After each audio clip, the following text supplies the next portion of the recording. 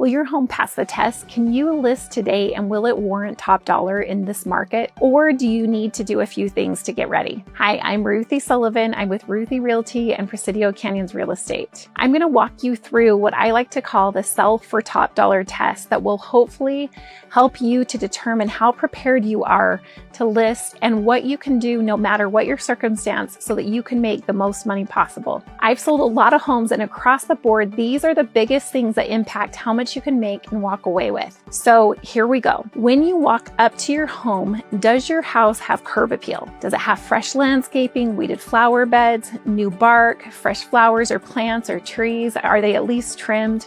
Does it have a clean, nice, and inviting look? Is the front door and trim clean and tidy? Maybe even does it have a fresh paint job? You need to hire someone who cares more about getting you top dollar than they do about possibly hurting your feelings. You want someone who will be very direct with you. So let's start with this. Have you done the 3 Ds? Have you decluttered, depersonalized, and deep cleaned? And when I say deep clean, I mean really deep cleaned. Baseboards, scuff marks, every bit of dust and hidden grime. Is the landscaping cleaned up? Is it tidy? Are old light bulbs changed out? Are light fixtures cleaned and dusted? Are cobwebs removed? We want all the nooks and crannies, all of them gone. And I mean, you want to, anywhere that a buyer might potentially look to inspect, at a minimum, you want it to be squeaky clean. Is your lawn lavish and green, or is it yellow and crispy? All of these things matter. Have you patched holes? Have you painted the front door and trim? Are the walls inside painted a neutral color? Out of date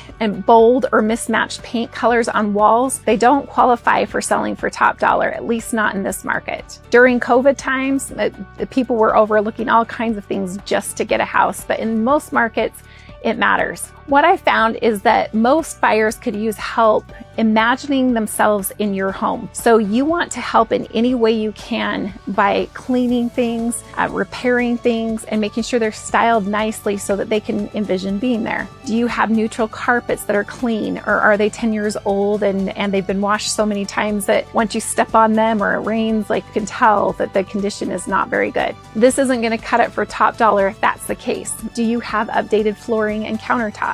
Are the cabinets the same cabinets that went in 15 years ago, or are they updated? Does your lot compare to the half-acre lot that's up the street? You see, all of these things matter as to how quickly you'll sell and for how much. Now, a really big thing to consider is the smell test. I'm sure you may not think of this often, but did you know that most people have a smell to their houses?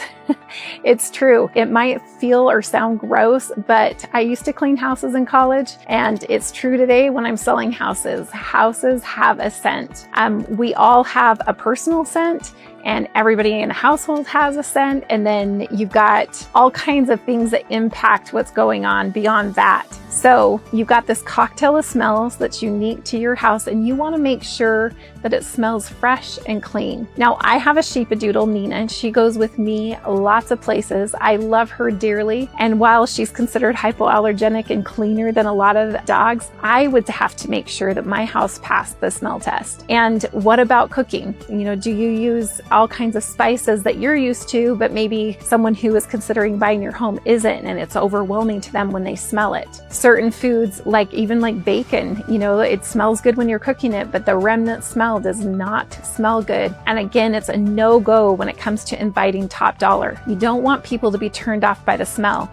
All this being said, you can't just cover up bad smells either with plug-in air fresheners and candles. If scents are too strong and I'm showing a property, I warn my buyers to look for pet damage cover-ups. So we don't want to create that thought either. You would want to make sure it's just clean and fresh. There are definite tricks to freshening up and cleaning up the smell of your home to make sure that it's just right without creating a cover-up smell.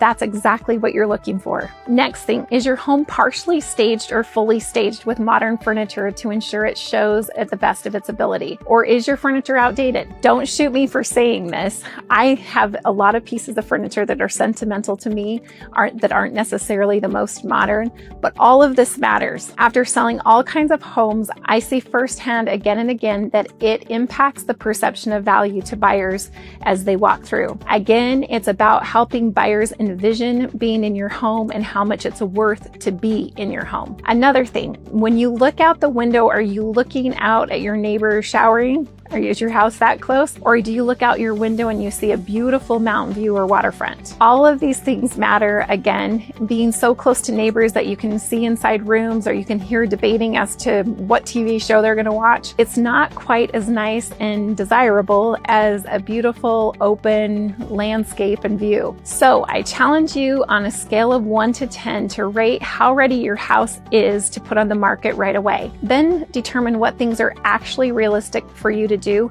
and prioritize those things. Most of us would have to make changes when it comes to time to sell if we're going to warrant top dollar. If I were to sell the house I'm living in, I would have to. Now, what if you're in a circumstance where you need to sell and you aren't in a situation or circumstance where you can make all of the desired changes happen? Maybe things that you even want to make happen, you just can't. Let's talk. Given your circumstance, and even if you can't do every ideal thing, there's simple things you can do to get the very most money possible. So give me a call and let's make a plan. Again, I'm Ruthie Sullivan. From your first house to your forever home, I'm here to help.